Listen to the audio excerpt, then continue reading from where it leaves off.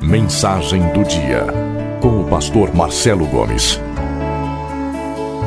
Abra sua Bíblia comigo na primeira carta do apóstolo João, capítulo de número 4. Nós vamos ler a partir do verso 11. E nós vamos ler o capítulo 4, do verso 11 até o final da carta, capítulo 5, verso 21. O texto é longo, mas nós vamos lê-lo integralmente. Amados, visto que Deus assim nos amou, nós também devemos amar uns aos outros. Ninguém jamais viu a Deus. Se amarmos uns aos outros, Deus permanece em nós e o seu amor está aperfeiçoado em nós. Sabemos que permanecemos nele e ele em nós, porque ele nos deu o seu Espírito. E vimos e testemunhamos que o Pai enviou seu Filho para ser o Salvador do mundo. Se alguém confessa publicamente que Jesus é o Filho de Deus, Deus permanece nele e ele em Deus. Assim conhecemos o amor que Deus tem por nós e confiamos nesse amor. Deus é amor. Todo aquele que permanece no amor permanece em Deus e Deus nele. Dessa forma, o amor está aperfeiçoado entre nós, para que no dia do juízo tenhamos confiança, porque neste mundo somos como ele. No amor não há medo. Ao contrário, o perfeito amor expulsa o medo, porque o medo supõe castigo. Aquele que tem medo não está aperfeiçoado no amor. Nós amamos porque ele nos amou primeiro. Se alguém afirmar, eu amo a Deus, mas odiar seu irmão, é mentiroso, pois quem não ama seu irmão a quem vê, não pode amar a Deus a quem não vê. Ele nos deu este mandamento: quem ama a Deus, ame também a seu irmão. Todo aquele que crê que Jesus é o Cristo é nascido de Deus, e todo aquele que ama o Pai, ama também o que dele foi gerado. Assim sabemos que amamos os filhos de Deus, amando a Deus e obedecendo aos seus mandamentos. Porque nisto consiste o amor a Deus, em obedecer aos seus mandamentos. E os seus mandamentos não são pesados. O que é nascido de Deus vence o mundo. E esta é a vitória que vence o mundo, a nossa fé. Quem é que vence o mundo? Somente aquele que crê que Jesus é o Filho de Deus. Este é aquele que veio por meio de água e sangue, Jesus Cristo. Não somente por água, mas por água e sangue. E o Espírito é quem dá testemunho, porque o Espírito é a verdade. Há três que dão testemunho: o Espírito, a água e o sangue. E os três são unânimes. Nós aceitamos o testemunho dos homens, mas o testemunho de Deus tem maior valor, pois é o testemunho de Deus que ele dá acerca de seu Filho. Quem crê no Filho de Deus tem em si mesmo esse testemunho. Quem não crê em Deus o faz mentiroso, porque não crê no testemunho que Deus dá acerca de seu Filho. E este é o testemunho: Deus nos deu a vida eterna, e essa vida está em seu Filho. Quem tem o Filho tem a vida. Quem não tem o Filho de Deus não tem a vida. Escrevi-lhes estas coisas a vocês que creem no nome do Filho de Deus, para que vocês saibam que têm a vida eterna. Esta é a confiança que temos ao nos aproximarmos de Deus. Se pedirmos alguma coisa de acordo com a vontade de Deus, ele nos ouvirá. E se sabemos que ele nos ouve em tudo o que pedimos, sabemos que temos o que dele pedimos. Se alguém vir seu irmão cometer pecado que não leva à morte, ore, e Deus dará vida ao que pecou. Refiro-me àqueles cujo pecado não leva à morte. Há pecado que leva à morte. Não estou dizendo que se devorar por este. Toda injustiça é pecado, mas há pecado que não leva à morte. Sabemos que todo aquele que é nascido de Deus não está no pecado. Aquele que nasceu de Deus o protege, e o maligno não o atinge. Sabemos que somos de Deus e que o mundo todo está sob o poder do maligno. Sabemos também que o Filho de Deus veio e nos deu entendimento, para que conheçamos aquele que é o verdadeiro. E nós estamos naquele que é o verdadeiro, em seu Filho Jesus Cristo. Este é o verdadeiro Deus e a vida eterna. Filhinhos, guardem-se dos ídolos. Louvado seja o Senhor pela sua palavra. Eu gosto de observar pais com seus filhos pequenos. Sempre podemos tirar lições importantes. Eu fico vendo os pais com seus filhos pequenos e fico pensando em como Deus é bom, em como a vida pode ser maravilhosa. Chego até em algum momento a ter vontade de ter filhos, mas logo lavo o rosto e passa. Crianças aprendem muito cedo que há uma relação íntima entre amor e confiança. Filhos que são amados por seus pais confiam neles plenamente. A criança que é amada por seus pais sente-se segura nos braços de seus pais. Você ama seu filho e cuida dele.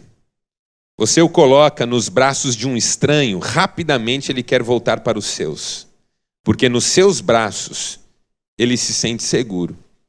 Porque nos seus braços ele sente que está no bom lugar. Porque os seus braços são braços de amor. E os braços de amor produzem no coração do amado uma profunda confiança. Quando amamos uns aos outros, a confiança se estabelece na nossa vida. Um casal que se ama, confia. Quando o marido ama a esposa, ela tem dela, ou ele tem dela, a resposta da confiança. Quando uma esposa ama verdadeiramente seu marido, ela tem dele a resposta da confiança. Amor e confiança andam juntos. São inseparáveis. Por isso que o amor não arde em ciúmes, como diz a palavra. Porque é do amor estabelecer vínculos de confiança. O apóstolo João falou muito sobre o amor. Toda esta carta, nós aprendemos com o estudo nessa carta que o amor é um fundamento da vida cristã. João chamou Deus de amor. Declarou com toda a convicção e força que Deus é amor. E por toda a carta insistiu na necessidade de assumirmos compromisso com o amor. Explicou-nos o que é o amor, falou do amor que Deus produz em nós, falou de como nós devemos amar uns aos outros. Mas quando chega esse capítulo 4, e isso se desenvolve pelo capítulo 5, João começa a falar de amor numa íntima relação com a fé. Nós já havíamos aprendido que o mandamento é este, que creiamos no nome de seu Filho Jesus e amemos uns aos outros. Fé e amor andam juntos. E nesse texto que nós lemos hoje, não só nós lemos várias vezes a repetição da palavra amor e todas as suas variações, como também encontramos uma série de repetições da palavra confiança, da palavra fé, do verbo crer. Se você acompanhou a leitura com atenção, você percebeu que o verbo crer aparece inúmeras vezes. Porque a fé e o amor estão intimamente relacionados, andam juntos. Por que é importante saber isso? Porque existe uma fé que aparentemente não quer nada com o amor. É uma fé que decorre do interesse, do desejo, dos anseios, das ambições, das pretensões do coração. É uma fé egocêntrica. É uma fé individualista. É uma fé que não considera Deus como um ser pessoal, mas quase que como uma força disponível no universo, que devidamente manipulada pode trazer benefício àquele que exerce a sua fé. É uma fé muito difundida, inclusive no contexto evangélico dos nossos dias. Uma fé instrumentalizada, uma fé transformada em meio para obtenção de finalidades individuais, pessoais, particulares. Se você crê, você vai conseguir. Se você crê, você vai vencer. Se você crê, seus sonhos vão ser realizados. Se você crer, tudo que você deseja e espera vai chegar. É uma fé que flerta com os movimentos esotéricos de nova era. A linguagem é a mesma.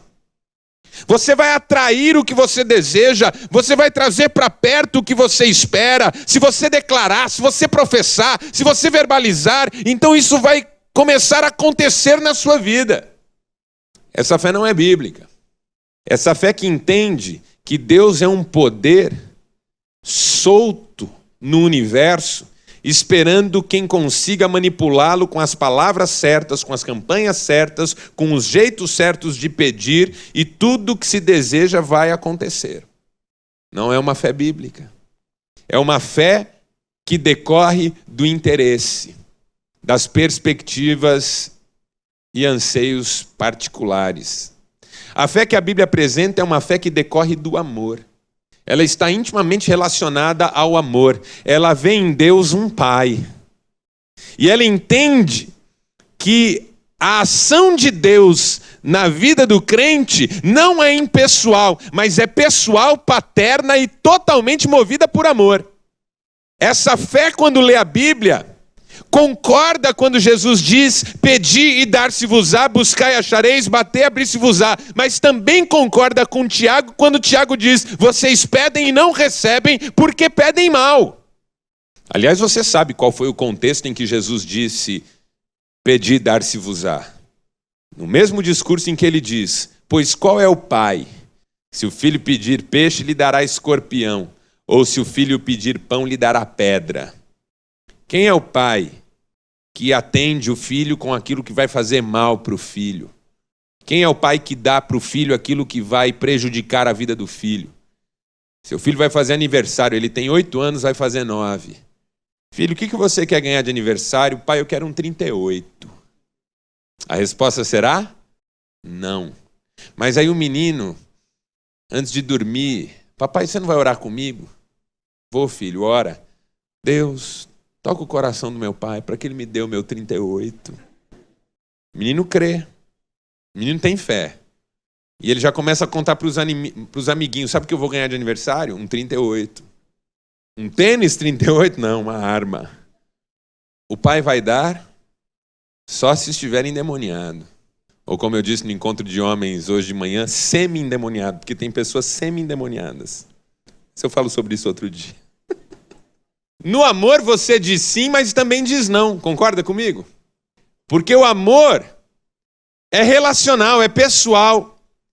Ele não atende pedidos burocraticamente, metodologicamente bem elaborados. Ele atende pedidos à medida em que isso trará bênção para os corações. Deus é um pai. Essa fé que se baseia em interesse não é bíblica porque não considera Deus como pai, considera Deus como poderoso apenas. A fé que a Bíblia propõe é uma fé baseada em amor.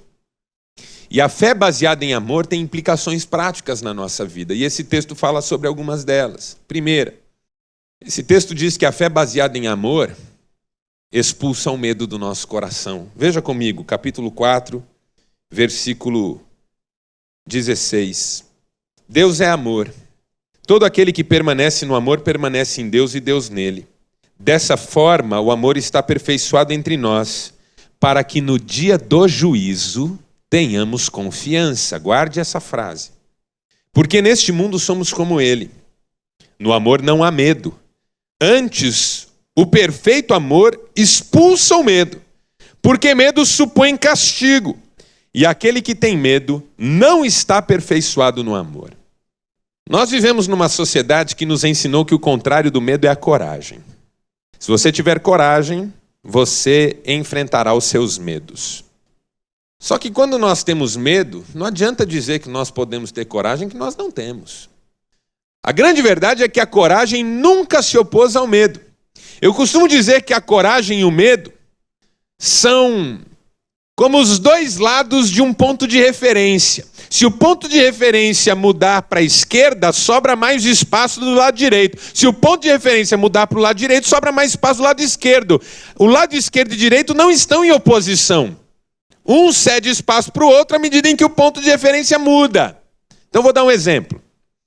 Você que já viu filmes, desenhos animados, ou mesmo já viu em loco aquelas redes ferroviárias, os trilhos, já deve ter visto um carrinho.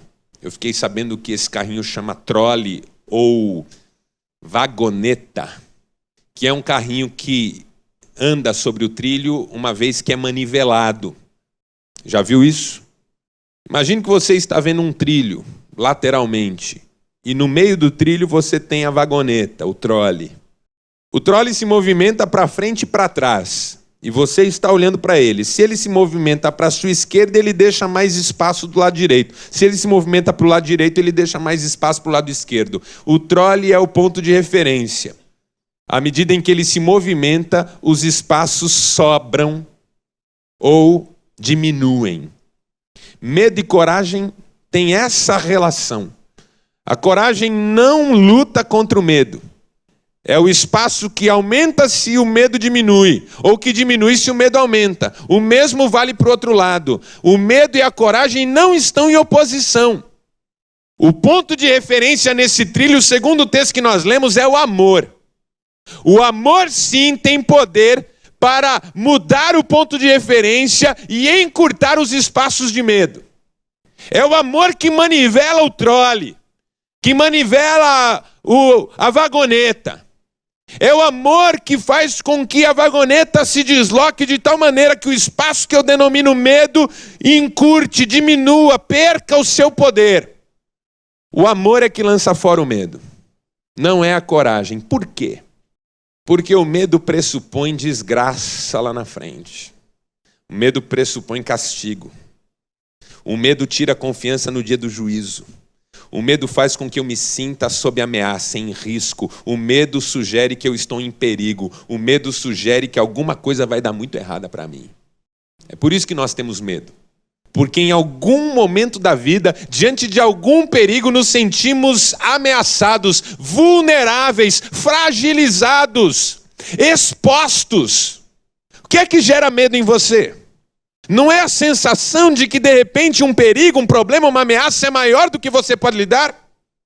E projetando isso ao infinito, é medo do futuro, é medo de Deus, é medo do juízo, é medo de ir para o inferno, é medo de ser destruído, é medo de não dar conta.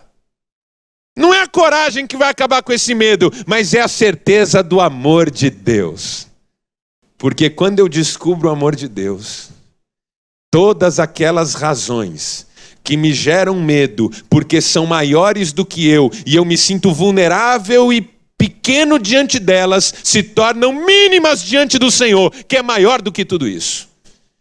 E o medo perde espaço no meu coração, porque o amor de Deus entra para ficar. Quando eu vivo a fé como decorrente do amor, o medo se vai, porque nas mãos de Deus eu estou seguro.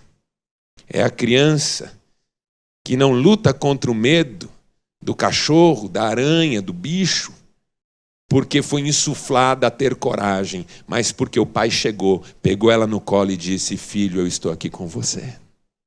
E essa criança então vai acalmando nos braços do seu pai, e o medo vai perdendo espaço no seu coração. Você entende isso? A fé que decorre do interesse não luta contra o medo, intensifica-o. A fé que decorre do interesse, que é um crer que tudo vai dar certo, intensifica o medo, porque a pergunta que nasce no coração é: e se não der certo? E se não for assim? E se eu não passar no vestibular? E se eu não tiver o emprego? E se eu for mandado embora? E se eu perder a minha família? E se meu filho morrer nessa viagem? E se de repente tudo der errado para mim? A fé comprometida com interesse multiplica os medos. E se Deus não me ouvir? E se Deus não me abençoar? E se eu orar errado? E se o meu vizinho receber e eu não? E se o diabo entrar na jogada? Quem é da década de 80 na vida cristã, que os crentes diziam assim: ora abaixo, vai que o diabo escuta. Lembra disso?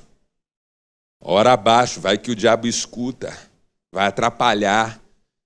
Uma geração de crentes que tinha medo de tudo. Medo de falar o nome, não fala que atrai. Não é? Aquele quem? A fé baseada em interesse, comprometida com resultado, desejosa de ver a própria vontade se estabelecer, multiplica medos ao infinito. Mas a fé baseada em amor expulsa o medo, porque Deus é bom, porque Ele cuida dos seus filhos, porque nós estamos seguros nos seus braços. Amém, irmãos? Essa é a primeira lição. Segunda, a fé que decorre do amor vence o mundo e muda o nosso conceito de vitória. Veja o capítulo 5, versículo 4. O que é nascido de Deus vence o mundo. E esta é a vitória que vence o mundo, a nossa fé. Quem é que vence o mundo? Somente aquele que crê que Jesus é o Filho de Deus. A igreja evangélica é encantada com a ideia de vitória. Vencer na vida. Vencer desafios. A palavra vitória está disseminada também no nosso meio. Campanha da vitória, culto da vitória, celebração da vitória. Eu não sou contra o uso da palavra e muito menos da celebração dela. Eu só me pergunto se nós estamos conscientes de um detalhe. Que na vida cristã a vitória não é alvo, é ponto de partida. A vitória não é o alcance dos objetivos. A vitória é de onde nós partimos para enfrentar os desafios. Porque a vitória que vence o mundo é a fé. E é a fé que Jesus Cristo é o Filho de Deus. Então é uma vitória que já começa antes da batalha. Porque o crente vence por crer e não por ter o desfecho favorável da luta. Razões pelas quais a Bíblia faz inversões maravilhosas em relação a outros conceitos. Alegria, por exemplo. Eu e você sempre aprendemos que alegria é resultado. Passei no vestibular, oh, que alegria. Fui pedido em casamento, oh, que alegria. Por quem? Fulano. Então não é tanto assim. Saiu minha promoção. Oh, que alegria. Ou seja, processos motivados que têm desfecho favorável são geradores de alegria. Processos motivados com desfechos desfavoráveis são geradores de tristeza. Mas aí vem Neemias, por exemplo, e diz: a alegria do Senhor é a nossa força. Mudou o paradigma. Alegria não é alguma coisa que vem no final se tudo der certo. É alguma coisa que vem no começo para enfrentar a luta, para fortalecer você e levar você até o fim. Seja o desfecho que for. Quem crê nessa alegria? É a alegria que a gente pede a Deus. Então, quando nós temos uma fé baseada em amor, nós já nos consideramos vencedores. O apóstolo Paulo diz isso em Romanos capítulo 8. Que diremos, pois, à vista dessas coisas? Se Deus é por nós, quem será contra nós? Aquele que não poupou seu próprio filho, antes o entregou por amor de todos nós, como não nos dará juntamente com ele todas as coisas? Porque eu estou bem certo de que nem a morte, nem a vida, nem principado, nem potestade, nem coisa do presente, nem do porvir, nem altura, nem profundidade, nem qualquer coisa na criação poderá nos separar do amor de Deus que está em Cristo Jesus. E em todas essas coisas, nós somos mais que vencedores por aquele que nos amou. A fé baseada em interesse linka a vitória com o final da luta, desde que o desfecho seja favorável. A fé baseada em amor parte do princípio de que nós já somos vencedores. O mundo não nos apavora. E nós não lutamos as nossas lutas no mundo para encontrar espaço no mundo mais. O mundo não nos interessa. Quando a fé é baseada em amor, o mundo não nos interessa. Ele é o lugar onde nós estamos inseridos para glorificar a Deus. A fé baseada em interesse vê o mundo como um espaço a ser conquistado. Sabe aquela coisa de encontrar o seu lugar ao sol? A fé baseada em interesse vê em cada luta uma ameaça de perder espaço ou uma necessidade de ganhar. A fé baseada em amor entende que Deus é soberano. Ele está no controle de todas as coisas. E os meus espaços estão garantidos na sua fidelidade. Eu levanto de manhã e vou trabalhar, não para garantir o meu lugar ao sol. Eu levanto de manhã e vou trabalhar porque eu posso contribuir com Deus através do meu trabalho para glorificar o nome dele nesse mundo. Eu ganho meu dinheiro no final de mês, não para garantir os meus espaços, mas para servir a Deus como mordomo, porque ele é dono de todo ouro e de toda prata. O mundo jaz no maligno, mas eu não. Maior é o que está em mim do que o que está no mundo. É uma outra relação com a vida, é uma relação vencedora, não é uma relação em busca de vitória, é uma relação de vitória. Eu me sinto vencedor no mundo, porque Jesus está comigo. Por isso ele disse para os seus discípulos: no mundo vocês terão aflição, mas tenham bom ânimo, eu venci. A vitória já aconteceu, meu irmão, minha irmã, a sua vitória já aconteceu. Viva como um vencedor. A vitória que vence o mundo é a fé.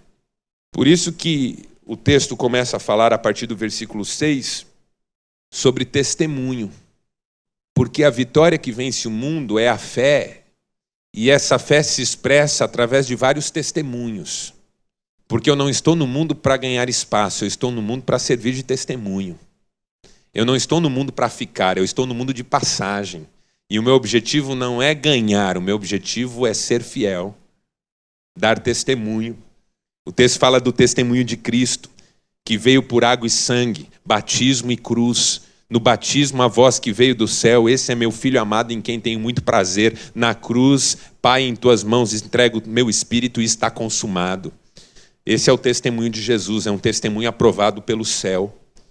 Tem uma diferença de traduções aí, você que acompanhou a leitura comigo, versículo 7, há 3 que dão testemunho.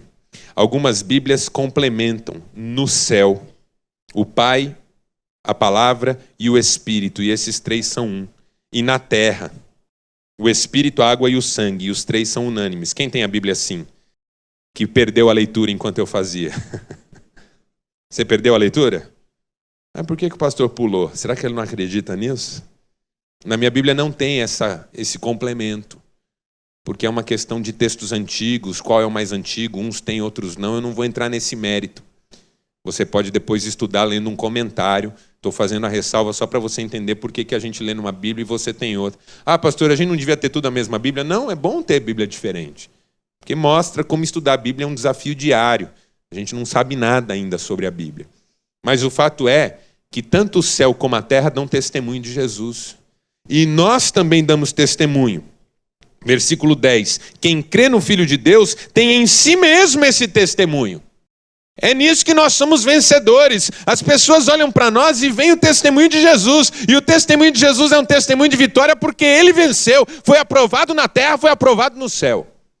Tem muita gente buscando aprovação terrena e abrindo mão da aprovação celestial. E isso é um grande risco, irmão.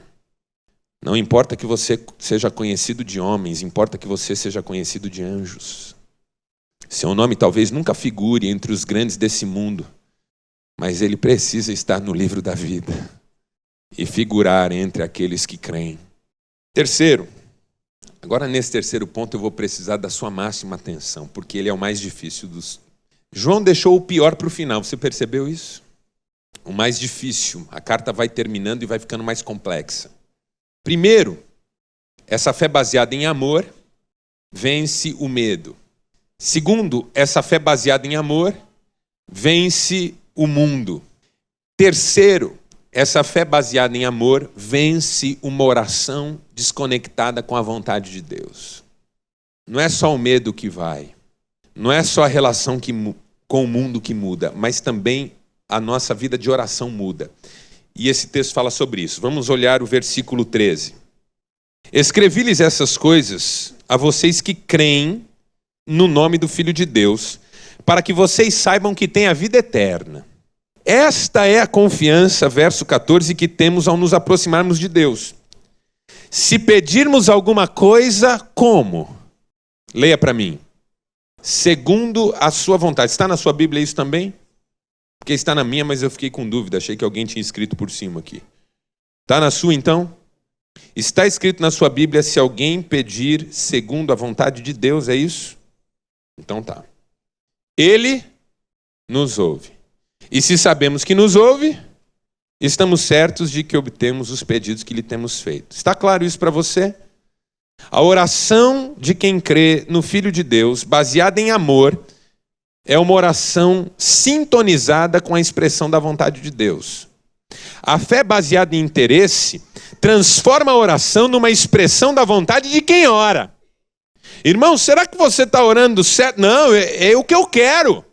Deus quer que eu seja feliz, e para eu ser feliz ele tem que me dar isso, então eu vou orar sobre isso. Na fé baseada em interesse, a oração está sintonizada à vontade de quem ora.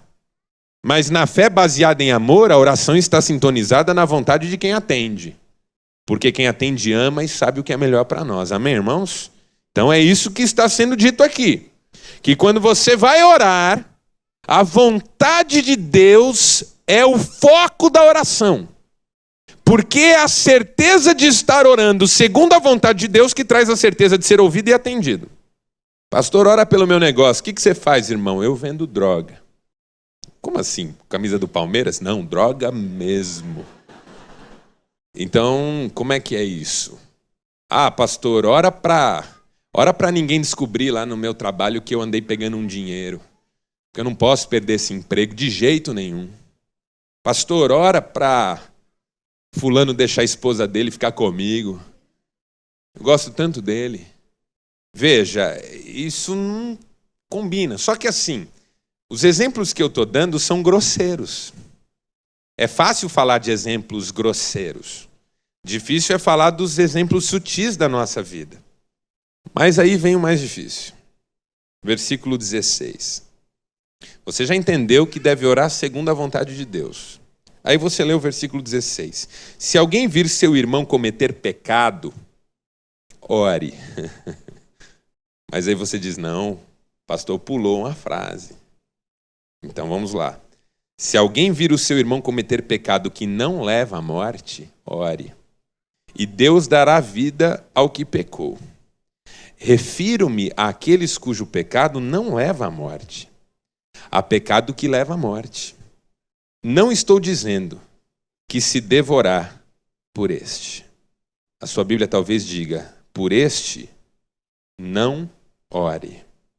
Toda injustiça é pecado, mas há pecado que não leva à morte. Eu vou tentar explicar isso para você, mas de antemão eu vou dizer para você que eu também não entendo. Mas vamos tentar construir um raciocínio aqui. Você já entendeu que deve orar segundo a vontade de Deus. Quando você ora segundo a vontade de Deus, você tem uma percepção que a oração não é só pessoal, ela é também intercessória. A fé baseada em interesse é sempre egocêntrica e a oração da fé baseada em interesse é sempre particular. Cada um ora por si, busca o seu. Na fé baseada em amor, a oração é intercessória, porque o amor deseja tanto para si quanto para o outro o mesmo. Por isso que Jesus disse, tudo que vocês quiserem que as pessoas façam para vocês, façam para elas, porque essa é a lei e a profecia. Então amar significa que o que eu desejo para mim, eu desejo para o meu irmão. Então eu não oro só por mim, eu oro por ele.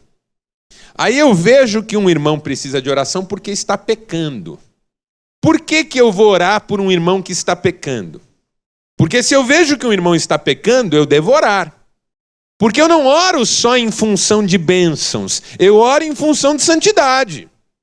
Porque na fé baseada em interesse, eu oro por resultados. Na fé baseada em amor, eu oro por dignidade no caminho. Você entende isso? A fé baseada em interesse está comprometida só que as coisas deem certo. A fé baseada em amor está comprometida em que as coisas sejam certas. Quem ama quer correção. Quem é interesseiro quer resultado. Então você vê o seu irmão pecar, você sofre por ele.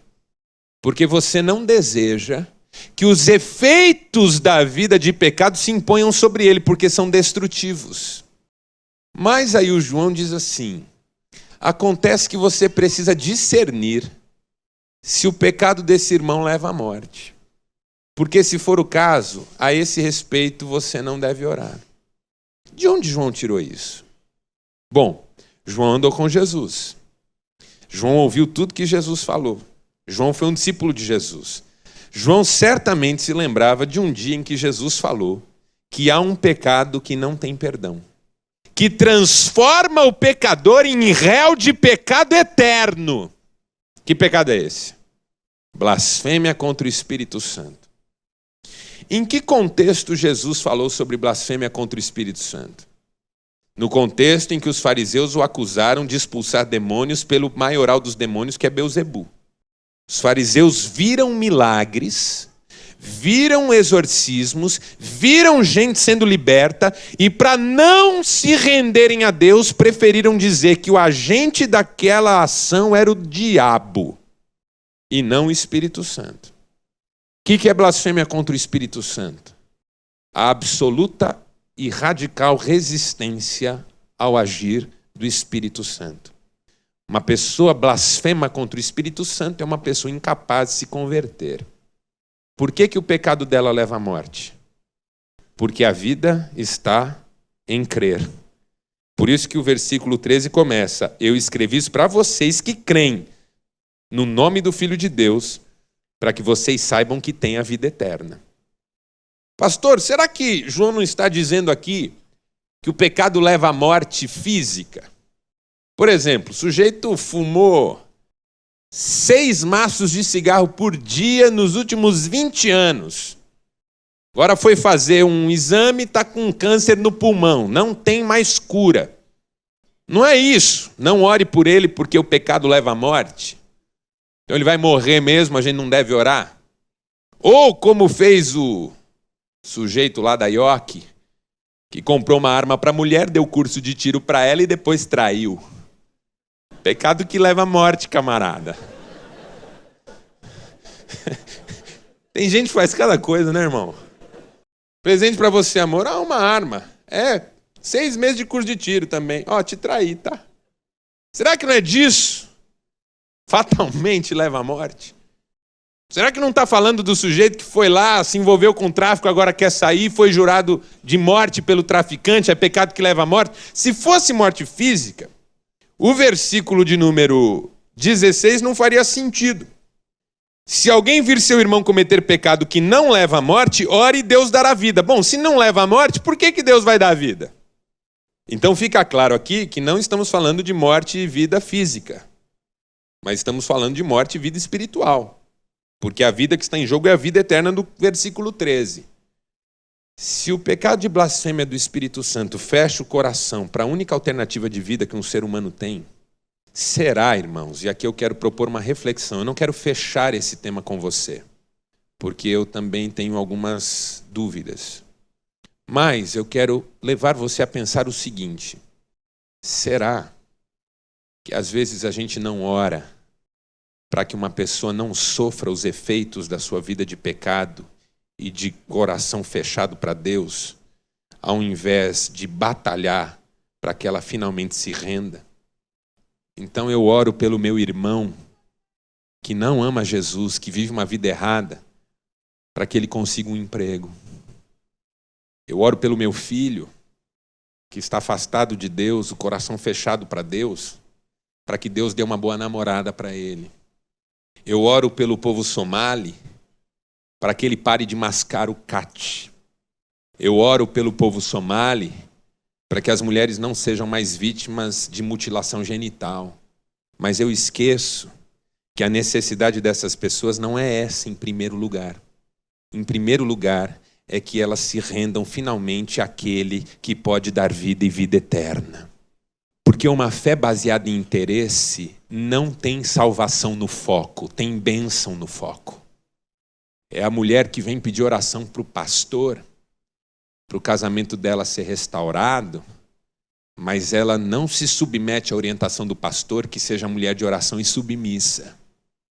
É o homem que vem pedir para o pastor para orar pela vida financeira dele, mas ele não é convertido e ele não usa os recursos dele para abençoar e para ser um servo de Deus. Eu acho que a oração está fora de foco. Me parece que é disso que João está falando. O que adianta você orar para alguém cujo pecado conduz para a morte? A questão é outra na vida dessa pessoa. Não é que os efeitos disso sejam tirados, mas que esse coração finalmente se quebrante e se renda. A fé baseada em interesse inverteu o foco e colocou o foco na bênção. Então eu oro, está aqui a foto do meu filho, pastor. Ora por ele, para ele ter sucesso no concurso. Mas quem é seu filho? Ele não é crente. Mas então, irmã, a oração não é para ele passar no concurso. A oração é para ele se converter. Aí eu entendo um outro texto dificílimo da Bíblia, que é quando o apóstolo Paulo diz assim: eu entreguei fulano a Satanás, para que o corpo seja destruído e a alma seja salva. Aí você percebe a mentalidade bíblica. É melhor uma pessoa detonada pelo diabo e salva no final, do que com a vida em ordem e perdida. O raciocínio de Paulo, me parece, acompanha a preocupação de João. Que a questão não é que a pessoa seja abençoada, a questão é que ela seja crente em Jesus. Porque crendo em Jesus, ela já é abençoada. Ora pelo meu filho, pastor, para que Deus dê uma moça boa para ele. Não vou orar, irmã. Seu filho precisa conhecer Jesus. Qualquer moça boa na vida do seu filho, ele vai destruir o coração dela. Agora, na fé baseada em interesse, a gente acaba tendo o compromisso de agradar todo mundo menos Deus. E aí a gente ora, não segundo a vontade de Deus, mas segundo a vontade nossa e dos outros.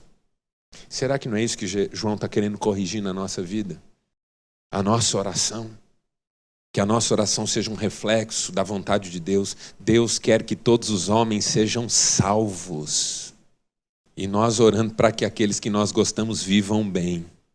Por isso que quando a gente ora pela obra missionária, não toca mais.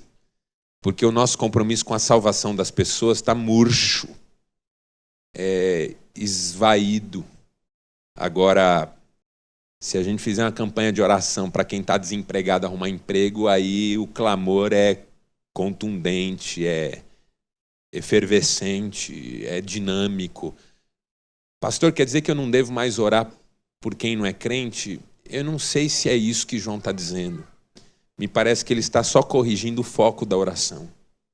Para que o que Paulo tinha em mente quando disse: eu prefiro uma pessoa detonada pelo diabo, mas salva, do que uma pessoa cuja vida vai bem e não reconhece que precisa de Deus. Isso é orar em nome de Jesus. Porque é a vontade de Jesus que está representada na minha oração, e não a minha e nem das pessoas ao meu redor. Feche seus olhos, nós vamos orar sobre isso.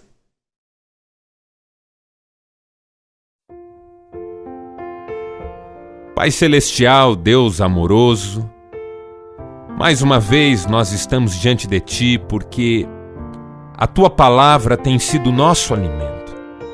Nós dependemos do Senhor, nós amamos o Senhor e mais do que tudo nessa vida nós queremos o Senhor, a intimidade do Senhor, sermos encontrados dignos diante da Tua presença. Pai amado, que tudo que nós ouvimos agora possa encontrar solo fértil em nossos corações e produzir frutos de tal maneira que o nome de Jesus seja honrado através de nós. Obrigado, ó Deus, pela ministração da Tua palavra, por tudo que a Tua palavra tem para nos ensinar, para nos orientar, para nos corrigir os passos, e que nenhum desses ensinamentos seja esquecido por nós. Que o Teu Espírito nos faça lembrar todas as coisas. É o que nós te pedimos em nome de Jesus. Amém.